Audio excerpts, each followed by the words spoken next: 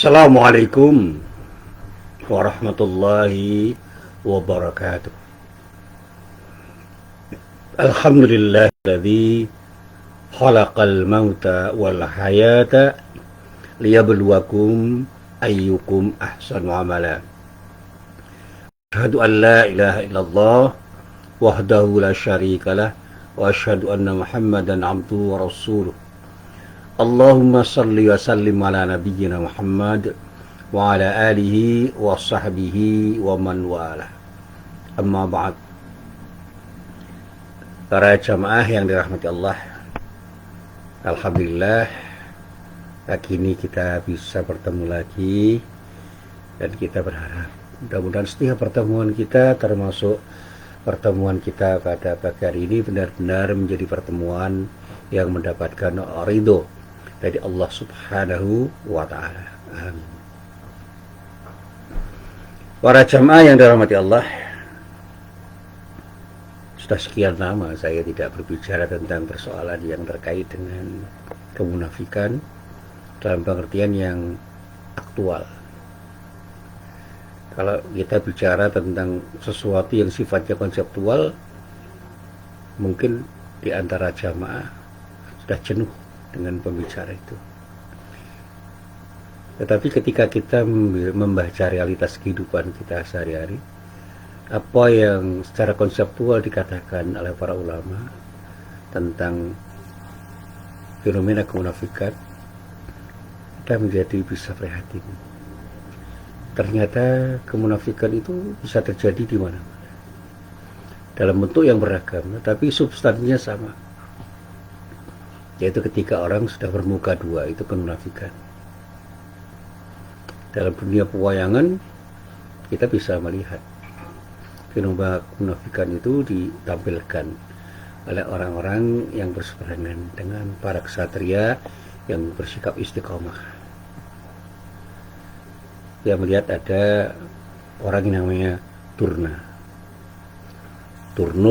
dalam bahasa Jawa. Meskipun orang mengatakan dia itu seorang pendeta Turna, maksudnya dia punya ilmu. Tapi karena sejumlah kepentingan yang terjadi, dia harus berhadapan dengan kepentingan-kepentingan tertentu, utamanya ketika dia harus membela dirinya dan kelompoknya, dia kemudian bisa bermuka dua. Sehingga pribadi seperti Turna itu, meskipun seorang pendeta, dia bisa saja melacurkan kependetaannya itu untuk melakukan sesuatu yang sebenarnya tidak pada tempatnya untuk dilakukan sebagai seorang pendeta. Dalam dunia akademis, seorang intelektual itu seharusnya punya integritas. Dia harus jujur dengan ilmunya dan terbuka untuk mengatakan yang benar itu benar dan yang salah itu salah menurut kaidah-kaidah keilmuannya. Tapi karena kepentingan-kepentingan tertentu, dia bisa melacurkan ilmunya untuk mengatakan yang benar itu salah dan mengatakan yang salah itu benar demi kepentingan-kepentingan tertentu, dengan pribadinya, dengan kelompoknya, dan kepentingan-kepentingan yang sifatnya duniawiyah. Dan na'udzubillah min dzalik, orang yang disebut ulama, ustadz, da'i pun bisa tergoda oleh setan, karena tidak ada jaminan setiap orang itu akan tidak tergoda oleh setan, sehingga mereka pun bisa terjebak dalam kemunafikan. Mereka bisa bermuka dua. Ya, karena kalau orang disebut ustadz, disebut kiai, disebut ulama, itu kan sebutan orang. Tapi apakah ada jaminan dari Allah bahwa seorang ulama, seorang kiai, seorang ustadz itu pasti akan masuk surga karena kejujurannya? Ya, tentu saja kita masih bisa bertanya. Meskipun kita sangat berharap para ulama itu betul-betul menjaga integritas diri sebagai ulama, seorang ustadz, seorang kiai, seorang dai juga begitu, seorang intelektual juga begitu. Seorang cendekiawan sejati itu harus punya integritas sebagai seorang yang bisa berkata benar, mengatakan yang benar itu benar dan mengatakan yang salah itu salah, dengan segala macam konsekuensinya. Makanya ketika kemarin saya diajak diskusi oleh beberapa orang teman saya tentang seorang dosen dari sebuah perguruan tinggi negeri di Jakarta yang sekarang menjadi sorotan karena melaporkan orang penting di negeri ini, saya katakan ya konsekuensi seorang ilmuwan ya harus begitu.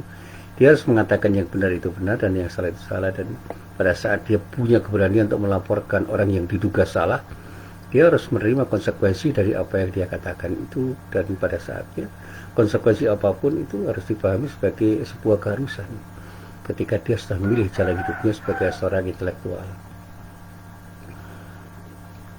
Seorang yang disebut ulama, kiai, ustadz atau dai itu sebenarnya harus begitu juga.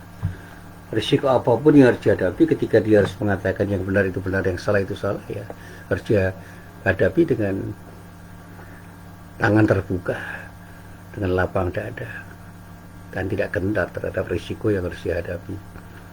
Dan itu yang dihadapi oleh para dai dulu sampai sekarang, para ulama, para mubalik, para ustadz. Dan kita bisa belajar dari para nabi yang mereka dengan tegar mengatakan yang benar itu benar dan yang salah itu salah. Ternyata risikonya juga berat. Bagaimana ketika Musa itu berhadapan dengan Fir'aun, itu berat sekali. Penguasa otoriter seperti Fir'aun ini kalau sudah berhadapan dengan orang yang menentangnya kan bisa bertindak seenaknya sendiri. Dan bukan hanya Musa, hampir semua Rasul Allah itu berhadapan dengan daras kehidupan yang seringkali tidak bersahabat dengan kebenaran, dan pada saatnya kejujuran itu menjadi tersingkir, sementara kebohongan itu menjadi komoditas yang luar biasa, karena dalam satu saat tertentu para pembohong yang bisa menjilat pun itu bisa laku. Jadi sekarang ini kan bisa kita lihat siapa yang paling laku, orang.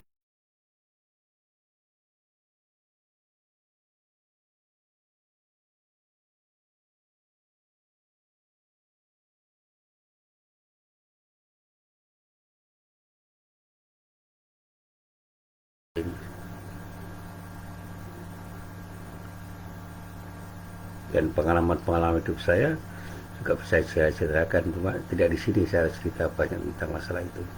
Saya pernah menulis tentang kejujuran itu, satu tulisan saya di sebuah media cetak, itu saya beri judul betapa mahalnya.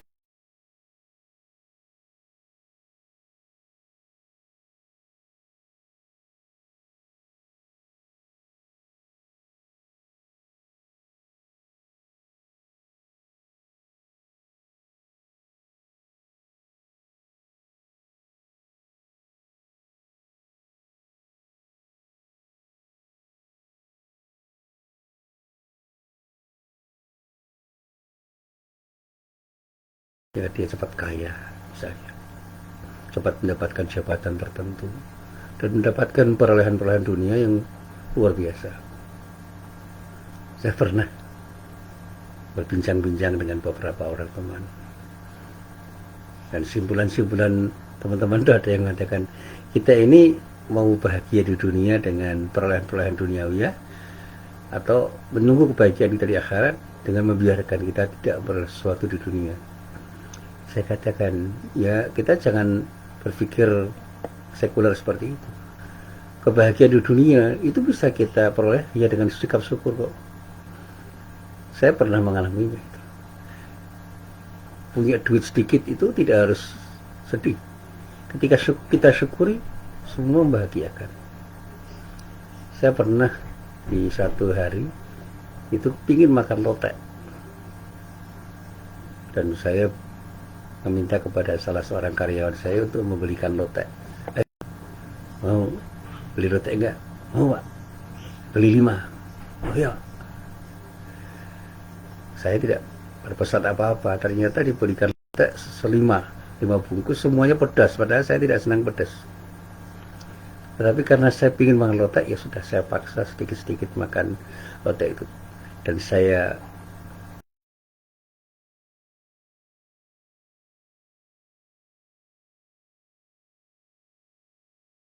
rasa pedas saya minum, rasa pedas saya minum.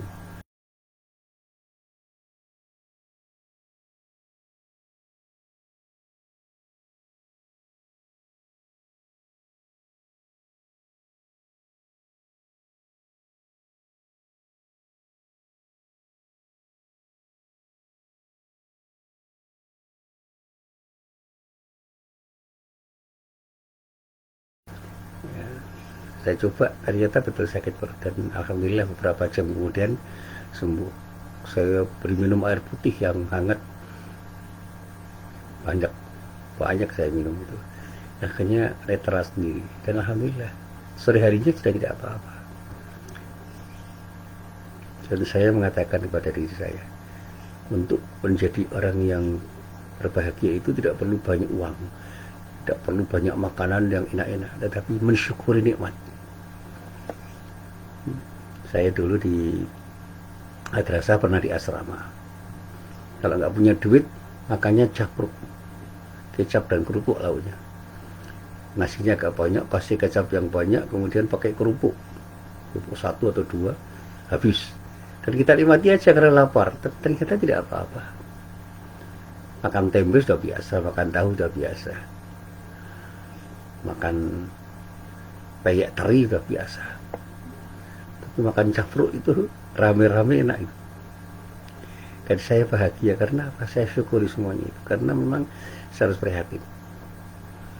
Termasuk ketika saya harus prihatin, belajar dan keterbatasan saya. Ya keterbatasan apapun, termasuk keterbatasan biaya.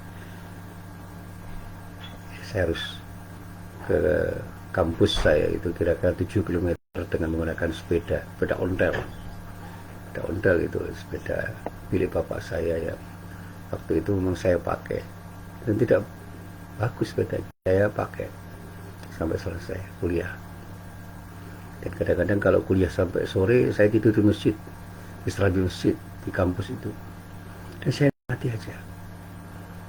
Nah, kan ketika saya wisuda, saya hanya punya satu celana panjang yang pantas untuk wisuda. Karena disarankan, tidak diwajibkan waktu itu untuk memakai celana panjang yang berwarna gelap. Saya pakai celana panjang yang berwarna gelap. Dan harus pakai pakaian putih, dan saya hanya punya satu pakaian berwarna putih. Ya tidak apa-apa saya pakai. Dan ketika saya itu melihat teman-teman saya berfoto ria, saya diam saja karena saya nggak punya tostel. Dan ternyata teman saya ada yang berbaik hati memfoto saya dan kemudian mengirimkan fotonya ke rumah saya. Alhamdulillah semua saya syukuri. Jadi selama saya belajar, saya selalu mengatakan kepada diri saya, insya Allah saya akan berhasil. Dan saya belajar sampai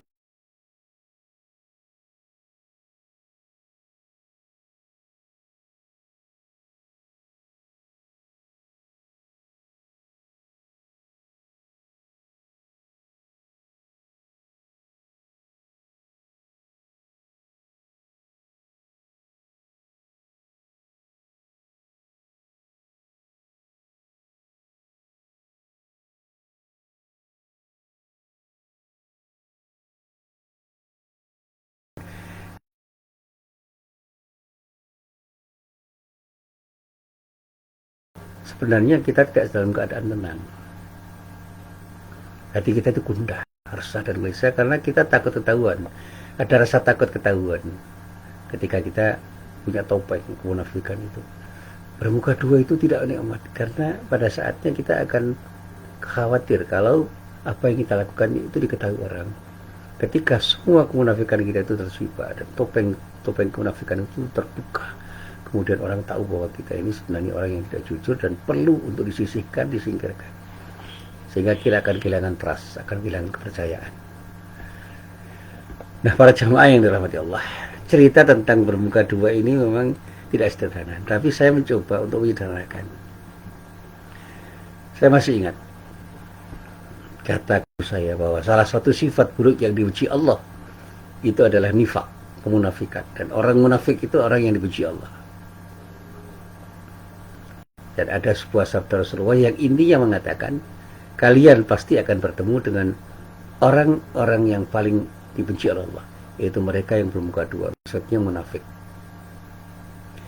Nah, di satu kesempatan mereka akan melihatkan satu sisi muka, namun di kala yang lain mereka akan melihatkan muka yang lain pula. Ini simpulan dari sabda Rasulullah. Nah, sementara di dalam hadis lain yang diriwayatkan oleh Imam Abu Dawud dan Imam Muslim, lebih jelas lagi Rasulullah menyatakan, inna syarran nasi dzul wajhaini alladzi ya'ti haula'i biwajhin wa haula'i biwajhin. Manusia yang paling buruk adalah orang yang bermuka dua, yang mendatangi kaum dengan muka tertentu dan mendatangi kaum lainnya dengan muka yang lain. Dan ketika saya baca, ternyata hadis ini semakna dengan hadis yang diriwayatkan oleh Imam Bukhari dari Abu Hurairah. Oh, memang kalau kita ini sudah bermuka dua, kita akan dicela. Orang yang bermuka dua itu dikatakan oleh Rasulullah sebagai manusia yang paling buruk. Ketika dia masuk ke kelompok A, dia mengatakan A. Ketika dia masuk di kelompok B, dia mengatakan B. Dan di dua kelompok itu untuk sementara diakui sebagai orang yang bersahabat dan patut dijadikan sahabat.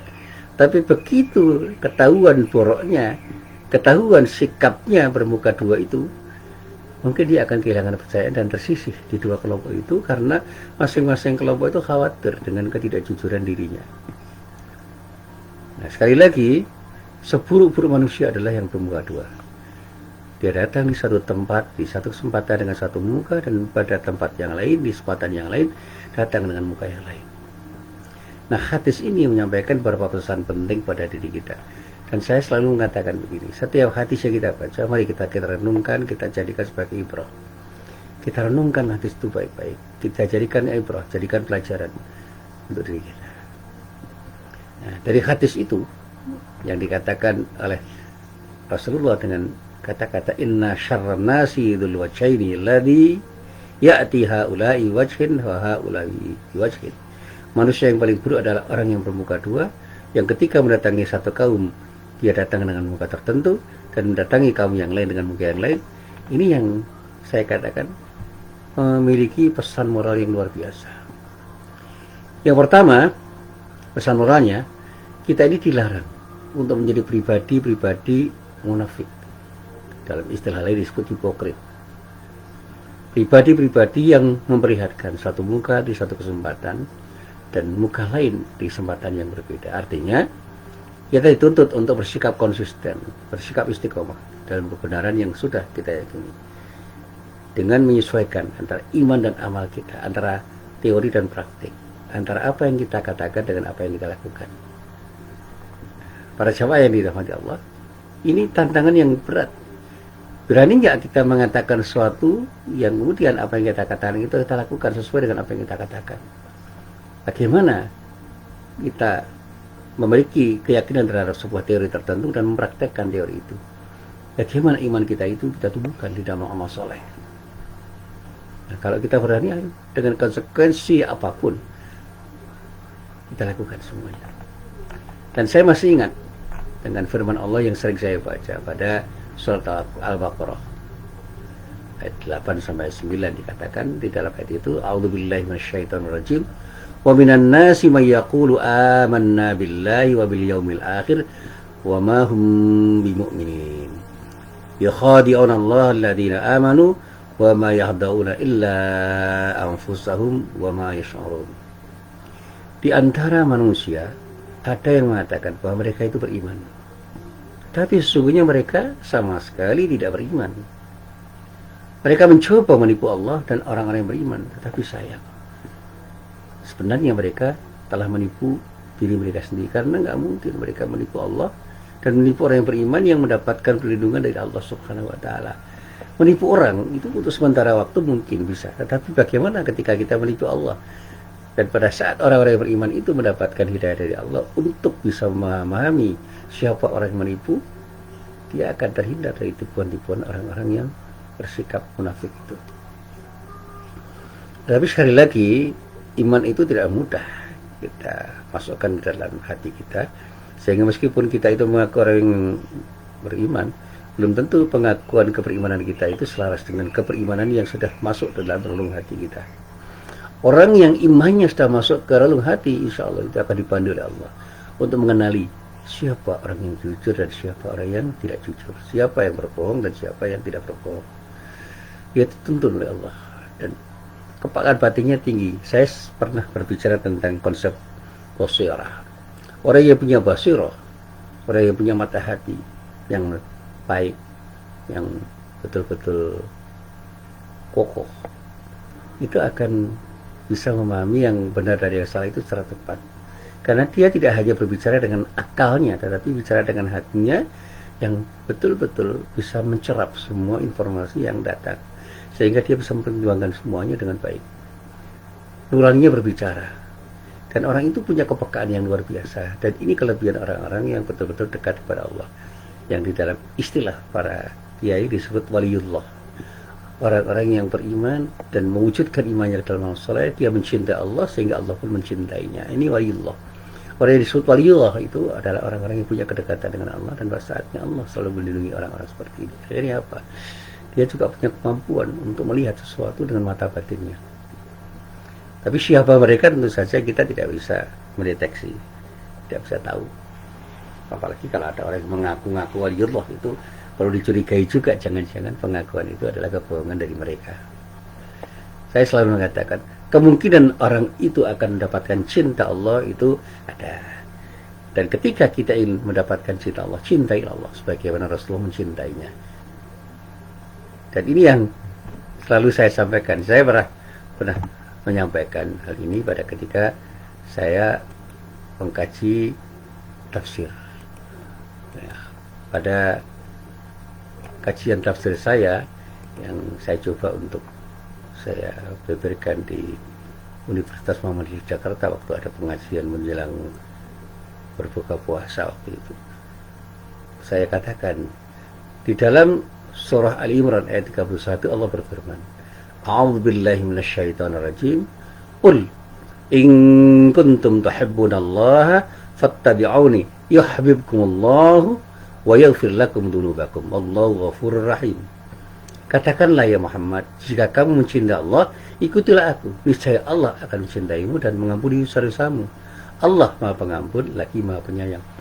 Ini adalah firman Allah yang pada saat Allah itu berfirman, Allah meminta kepada Rasulullah Nabi Muhammad SAW untuk mengatakan kepada kita semua, jika kita itu mau mendapatkan cinta Allah, maka Allah mengatakan, jika kamu mencintai Allah, ikutilah aku. Jadi kalau kita ini ingin mencintai Allah, ikutilah bagaimana Rasulullah mencintai Allah. Ada janji dari Allah, niscaya Allah akan mencintaimu dan mengampuni dosa-dosamu. Maghfirah Allah dan cinta Allah itu akan kita dapatkan ketika kita mencintai Allah sebagaimana Rasulullah mencintai Allah. Tunjukkan cinta kita kepada Allah dengan ketaatan kita yang sepenuh hati kepada Allah, sehingga pada saatnya mata batin kita akan menjadi peka, dan pada saatnya Allah akan mengampuni dosa-dosa kita dan menyayangi kita dan memberi rahmat kepada kita kapanpun dan dimanapun kita berada, termasuk diselamatkan dari tipuan orang-orang munafik. Rasulullah pernah ditipu oleh munafik dengan cara mengejar mereka, tapi qadarullah, kedekatan Rasulullah dengan Allah itu menyebabkan Allah itu mengingatkan Rasulullah, sehingga Rasulullah bisa menghindar dari keterjebakan dirinya dari tipuan orang-orang munafik. Ya, di dalam sejarah Rasulullah ada orang-orang yang seperti itu, dan di dalam sejarah Rasulullah juga Rasulullah pernah merobohkan sebuah masjid yang didirikan oleh orang munafik yang bernama Masjid Dirar. Nah, kalau ada orang yang merobohkan masjid di masa sekarang ini, orang akan dibenci dengan kata-kata yang indah. Ini masjidnya orang munafik. Wah, bisa dituduh macam-macam, radikal, ekstrim, dan tuduhan-tuduhan yang lain. Pada sekarang ini mungkin saja ada masjid-masjid yang didirikan oleh orang-orang yang punya indikator sebagai orang-orang munafik, yang di dalam hadis yang sangat populer dikatakan tandanya ada 3. Kalau dia ngomong selalu berdusta, kalau dia janji selalu mengingkari, kalau diberi amanah khianat. Nah, orang-orang seperti itu ada nggak sekarang ini? Kalau orang-orang seperti itu membangun masjid, artinya masjidnya dibangun oleh orang-orang munafik. Berani nggak kita merobohkan masjid seperti masjid yang dirobohkan Rasulullah, Masjid Dirar? Ya tentu saja nggak berani. Kalau punya keberanian, dihujat banyak orang dan bahkan bisa masuk penjara. Nah, para jamaah yang dirahmati Allah, sifat munafik atau berubah dua itu memang bisa kita kaji dalam ayat-ayat Al-Qur'annya. Saya pernah juga membaca di dalam firman Allah yang lain pada surat Al-Baqarah ayat 14 sampai ayat 16. Di dalam ayat itu dikatakan, A'udzubillahi minasyaitonirrajim.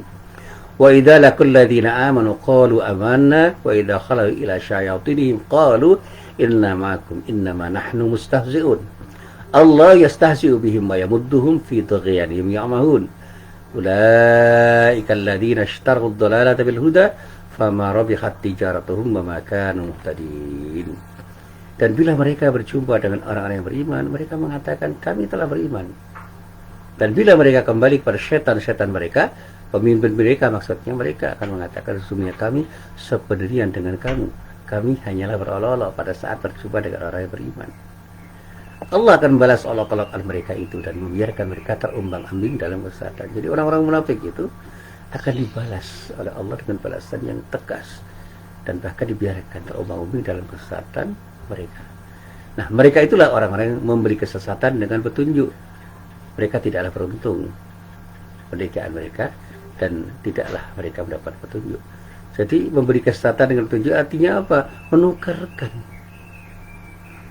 melakukan barter antara yang benar dan yang salah itu dipertukarkan sehingga pada saatnya yang baik kelihatan jelek, yang jelek kelihatan baik karena peran mereka itu. Nah, orang munafik padahal yang terkait dengan hal ini adalah memperlihatkan sikap dan sifat yang mendua. Yang di dalam ayat lain, misalnya di dalam surat An-Nisa ayat 142 dikatakan, innal munafiqina yukhadi'una Allah wa huwa khadi'uhum wa idza qamu ila sholati qamu kusala yura'una an-nasa wa la yadhkuruna Allah illa qalila. Sesungguhnya orang-orang munafik itu menipu Allah dan Allah akan membalas tipuan mereka. Mereka itu apabila mereka berdiri untuk sholat, mereka berdiri untuk sholat tapi dengan sikap malas, aras-arasan dalam bahasa Jawa.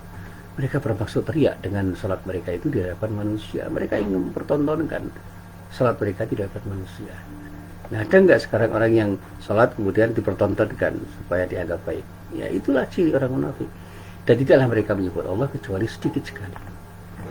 Jadi pesan yang pertama dari apa yang saya sampaikan di dalam hadis yang pernah saya sampaikan beberapa kali, inna syarran nasi dzul wajhaini alladzi ya'ti haula'i wajhin wa haula'i wajhin. Manusia yang paling buruk adalah orang yang bermuka dua, yang mendatangi kaum dengan muka tertentu dan mendatangi kaum lainnya dengan muka yang lain. Ini yang pertama, jangan pernah kita menjadi orang munafik. Ini pesan yang luar biasa. Jangan pernah kita bersikap, jangan pernah kita menjadi pribadi yang bermuka dua. Kita dituntut untuk bersikap konsisten dalam kebenaran yang sudah kita yakini dan bagaimana kita menyelaraskan antara iman dan amal kita. Nah, kemudian pesan yang kedua adalah kita harus teguh dalam berpendirian, punya sikap konsisten dengan kebenaran yang telah kita yakini, jangan sampai tergoyahkan. Ketika kita sudah menyatakan kita ini orang yang beriman, maka iman kita harus kita praktekkan dalam kehidupan kita sehari-hari. Iman kita harus mewarnai segala tindak tanduk kita dalam praktek kehidupan sehari-hari. Dan inilah yang selalu saya sampaikan dalam beberapa kesempatan. Di dalam surat Fussilat ayat 30 bahkan ditegaskan, innal ladzina qalu rabbuna Allah tsumma istaqamu tatanazzalu alaihimul malaikatu alla takhafu wa la tahzanu wabshiru bil jannati allati kuntum tu'adun. Sesungguhnya orang-orang yang mengatakan Tuhan kami ialah Allah, kemudian mereka meneguhkan pendirian mereka, maka malaikat akan turun kepada mereka dengan mengatakan, janganlah kamu merasa takut dan janganlah kamu merasa bersedih, dan bergembiralah kamu dengan memperoleh surga yang telah dijanjikan oleh Allah kepadamu. Ini janji Allah. Kita akan dapatkan surga yang dijanjikan ketika kita bisa bersikap istiqomah sebagai orang yang beriman. Jangan pernah bermuka dua. Bersikaplah istiqomah dengan iman kita sehingga iman kita menjadi tumbuh subur di dalam amal perbuatan kita. Dan pribadi muslim itu tergambar di dalam satuan wajah yang semua tindakannya itu hanya ditujukan untuk mencari ridha Allah, dilakukan karena Allah semata-mata, bukan karena yang lain. Dan di dalam ayat Al-Quran surat Al-An'am ayat 79 dikatakan, inni wajjahtu wajhiya lilladzi fataras samawati wal ardha hanifan wa ma ana minal musyrikin. Sungguhnya aku menghadapkan wajahku kepada Tuhan yang menciptakan langit dan bumi dengan cenderung kepada agama yang benar. Nah, para jamaah yang dirahmati Allah, sekali lagi saya katakan, Allah sangat membenci orang munafik. Oleh karena itu jangan pernah menjadi orang munafik dengan ciri-ciri kemunafikan yang selalu saya sampaikan. Jangan pernah kita berbohong dengan perkataan kita. Jangan pernah kita ingkari janji. Jangan berkhianat dengan amanah yang telah diberikan Allah pada diri kita. Dan ketika kita berkompetisi, jangan curang. Ayo kita berkompetisi dengan fair, dengan sejujur-jujurnya, dengan benar sesuai dengan aturan yang memang berlaku di dalam kompetisi yang ada. Karena kalau kita, kalau ini pengandaian, kalau mereka yang bersikap munafik itu seperti mendapatkan sesuatu, sebenarnya mereka tidak mendapatkan sesuatu. Ketika kita bersikap mendua, maka kita sebenarnya orang yang punya peluang untuk mendapatkan ketidakpercayaan dari banyak orang, dan tentu saja mendapatkan adab dari Allah.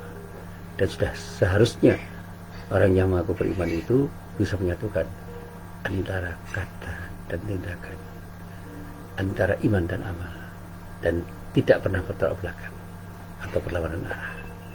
Sekali lagi, mudah-mudahan kita bisa bersikap istiqomah dengan iman kita, dan kita bisa menumbuhkan iman kita di dalam tindakan kita, sehingga ucapan dan tindakan kita selaras, karena kita selalu ingin menghindari kebohongan, ingin tidak pernah mengingkari janji, ingin bersikap amanah dengan amanah yang diberikan oleh Allah dan semua orang pada diri kita, dan kita akan berkompetisi dengan kompetisi yang fair, jujur, terbuka, dan sesuai dengan aturan. Dan semoga kita menjadi orang-orang yang terselamatkan dari sifat munafik itu dimanapun dan kapanpun, dan kita berlindung kepada Allah. Mudah-mudahan Allah selalu menjaga diri kita agar kita tidak terjebak dalam sikap nifak atau kemunafik itu dimanapun kita berada dan kapanpun kita berada, serta berhadapan dengan siapapun. Inilah apa yang bisa saya sampaikan. Sekali lagi, mari kita coba untuk bersikap konsisten, bersikap istiqomah dengan iman kita, dan mari kita wujudkan iman kita ke dalam amal soleh dengan seoptimal mungkin. Dengan begitu mudah-mudahan Allah senantiasa akan mencintai diri kita dan mengampuni dosa-dosa kita, serta memberikan rahmat kepada diri kita dengan rahmat yang terbaik. Amin ya rabbal alamin. Assalamualaikum warahmatullahi wabarakatuh.